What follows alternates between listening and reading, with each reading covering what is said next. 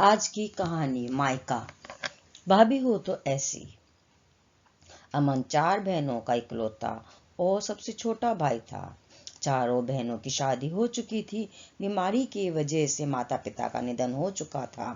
चारों बहनों ने अपने इकलौते भाई के लिए एक से बढ़कर एक लड़कियां ढूंढी, लेकिन अमन हर बार कोई ना कोई बहाना बना देता और शादी के लिए मना कर देता। बहनें परेशान हो चुकी थी। इस बार राखी पर अपने भाई से साफ साफ बात कर लेने की ठान कर चारों मायके आई। यही एक ऐसा त्योहार होता था।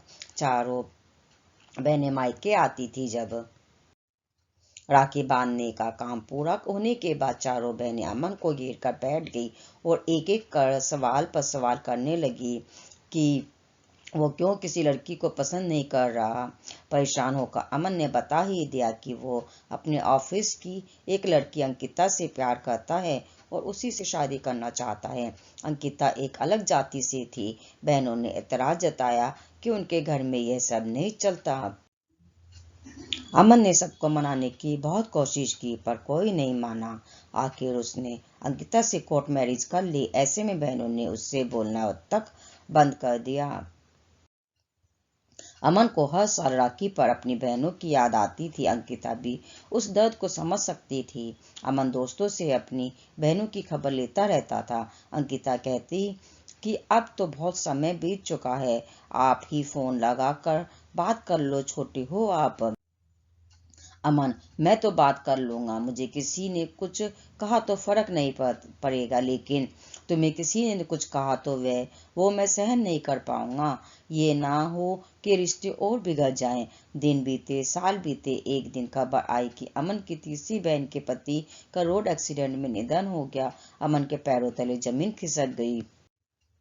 अंकिता ने अमन के तुरंत निकलने की तैयारी कर दी। अमन निकलते निकलते रुक गया। अमन, मैं वहां कैसे? अंकिता, अभी आपकी सबसे ज्यादा जरूरत आपकी बहन को है।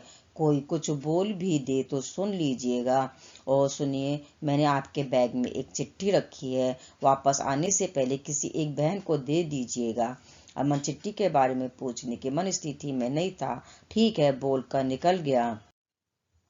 अमन बहन के ससुराल पहुंचा। भाई को देखते ही वह बहन उसके गले लगकर खूब रोई। बहन का रोना भाई की आत्मा को चीर गया हो, जैसे सारी अंतिम क्रिया पूरी हो गई। अमन निकलने की तैयारी करने लगा।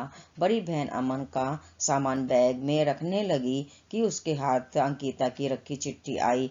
ऊपर ही लिखा था, दीदी एक बार जरूर पढ़िएगा। बहन ने हिचकिचाहट में चिट्ठी खोली जिसमें लिखा था, प्रणाम, मैं आप सबसे पहले तो माफी चाहती हूँ कि इस दुख की घड़ी में मैं वहाँ आप लोगों के साथ नहीं हूँ, पर मैं और आपके भाई हमेशा आप लोगों के साथ हैं। ये आपका मायका पहले है, मेरा ससुराल बाद में। आपका पूरा हक है अपने भाई और आपके मायके पर। मैं आप लोगों के बीच ना कभी आई थी और ना कभी आऊंगी। मुझसे कोई गलती हुई हो तो माफ करें, लेकिन अपने भाई को अनाथ न करें। विनम्रता पूर्वक, अंकिता। उस समय तो इस चिट्ठी का जिक्र बड़ी बहन ने किसी से नहीं किया। समय बीता, अगले साल की राखी आ गई। सुबह सुबह दरवाजे की घंटी बजी। अंकिता ने अमन से दरवाजा खोलने को कहा। अमन ने दरवाजा खोला तो सामने चारों बहनों को देखकर खुशी से चिल्लाने लगा, अंकिता देखो कौन आया है। अंकिता हाथ में पानी का गिलास लेकर बाहर आई। वो जानती थी कि आज राखी पर अमन की बहनें आने वाली हैं। ये बात अंकिता को उन लोगों ने ही फोन करके बताई थी।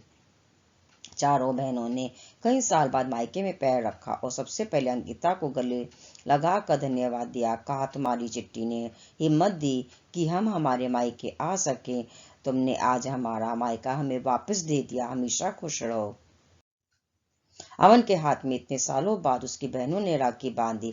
उसकी खुशी उसकी आंखों में नजर आ रही थी, जिसे देखकर अंकिता भी खुश थी। ये थी आज की कहानी, मायका भाभी हो तो ऐसे।